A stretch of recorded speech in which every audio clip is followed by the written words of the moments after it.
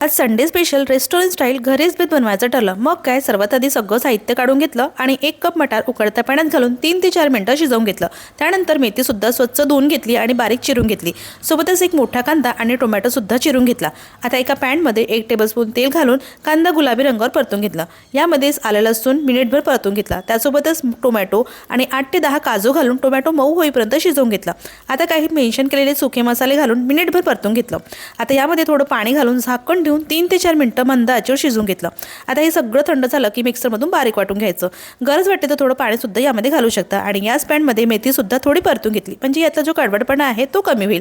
आता एका कढाईमध्ये 1 चमचा बटर, 2 चमचे तेल घालूया, जिऱ्याची फोडणी द्यायची, त्यानंतर तयार केलेलं वाटण घालायचं, तेल सुटेपर्यंत परतून घेतल्यानंतर मेथी आणि मटर घालायचे, मिनिटभर परतून घेतल्यानंतर यामध्ये 1 कप दूध घालायचं, 2 ते 3 मिनिटं याला शिजवून घेतल्यानंतर यामध्ये चवीनुसार मीठ घालायचं आणि वरून मस्त अशी फ्रेश क्रीम घालायची, मिक्स करायचं, आवडीनुसार कोथिंबीर घातलेली आहे आणि मस्त आपला मेथी मटर मलाई तयार झालेला आहे।